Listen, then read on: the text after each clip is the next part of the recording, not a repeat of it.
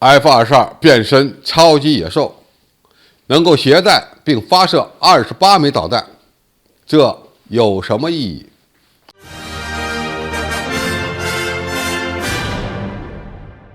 观众朋友，大家好，我是付前少。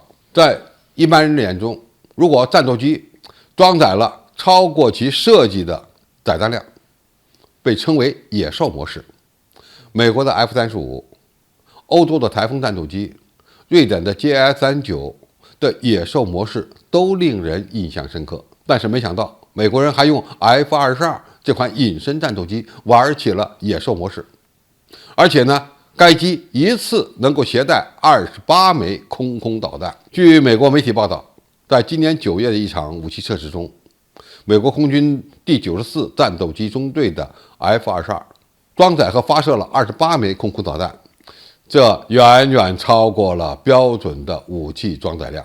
F-22的基辅大弹仓最多可以携带6枚 AIM-120中距空导弹，而两侧的小弹仓呢，每一边都可以携带1枚 AIM-9X 近距格斗导弹，因此总数是8枚。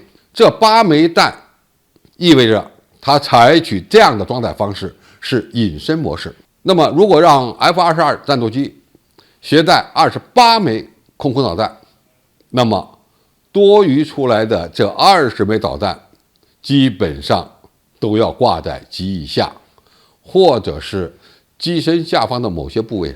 那么它是怎么做到的？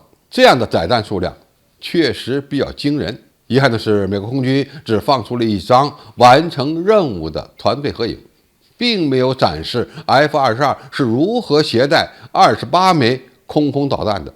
估计呢是在其机翼下方安装了双联或多联挂架，并且在机身的腹部的侧方也挂了多枚导弹。那么现在的问题是，作为一款隐身战斗机， F-22挂载28枚空导弹到底有多大意义？理论上讲当然有意义，因为空导弹多了，它就可以连续对空中的多个目标发动攻击。但这样做会带来一个很严重的问题，那就是它的隐身能力不复存在，完全变成一个非隐身的战斗机了。那么你还研制隐身战机干什么呢？何况这种挂载模式根本就无法进行空中格斗，因为你不能做大机动过载。那么一旦做大机动过载，这28枚导弹中的某一枚可能就会发生问题。一旦把这些导弹甩掉了，那么在它脱落的过程中，可能会发生翻滚等不规则的动作。一旦这枚脱落导弹触碰到机体、机翼，或者是它挂载的其他导弹上，那就是非常危险的了。按照美国媒体的推测，说这种挂载模式主要是为了对付俄罗斯的图95，也就是经常在阿拉斯加附近进行战略巡航的俄罗斯的熊式战略轰炸机。不过，这种推测也存在着一个问题：按照 F-22的作战能力，它不需要在翼下或机腹下挂载这么多的空导弹，足以对图95战略轰炸机构成威胁。因为图95战略轰炸机的个头比较大，雷达反射截面呢也很高，很容易被对手发现。那么一旦被敌方的战斗机追上，它的生存能力是相当有限的。而如果 F-22挂载28枚空导弹，那么势必会影响它好几个性能。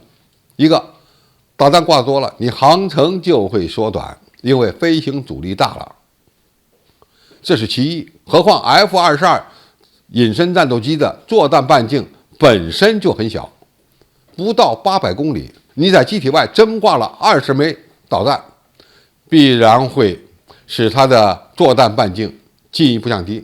当然，飞行速度也会受到影响。